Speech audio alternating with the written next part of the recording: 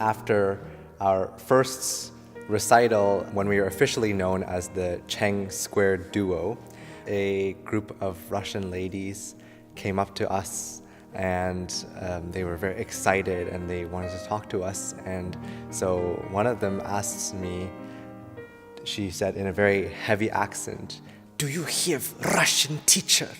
Because you hear Moscow sound."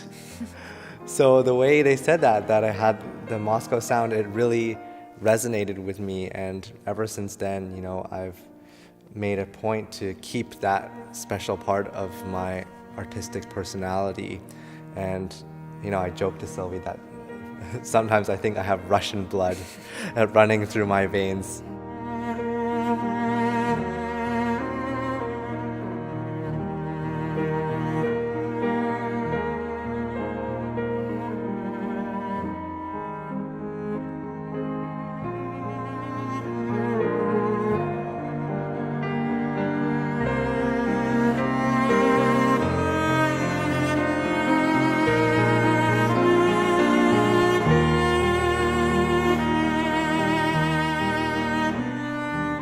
But it's also just so amazing that how the Russian tradition has followed us throughout our lives. I studied with Yuli Turovsky for 8 years in Montreal, and now I'm studying with Jens Peter Mainz in Berlin.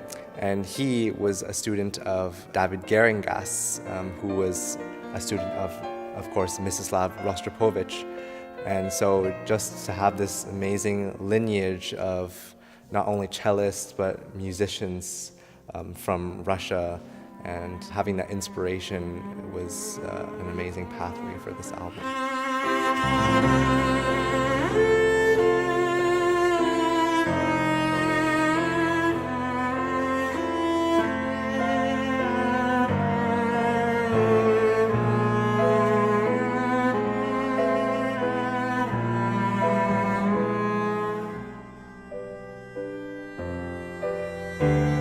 Rostropovich and Geringas both happen to have recorded Russian music in the same church, in Jesus Christus Church in Berlin.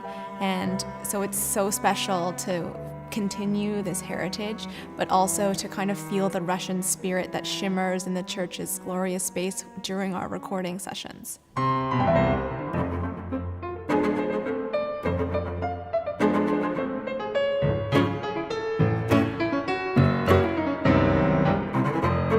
The centerpieces of this double CD are the sonatas for cello and piano by Sergei Prokofjew, Dmitri Shostakovich, and Sergei Rachmaninow.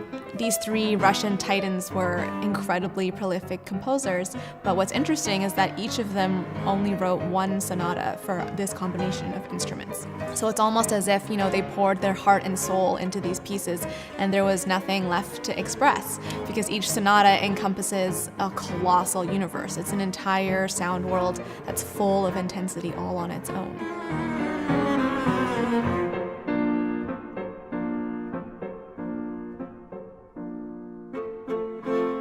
Many of the composers on this album endured incredible hardship during the Soviet regime. And, at this time, everything was censored and people didn't know what the truth was anymore. But composers like Prokofjew and Shostakovich, they used music to destroy this oppressive silence, to speak the truth, to convey laughter through tears, to kind of remind people of the humanity that connects us all.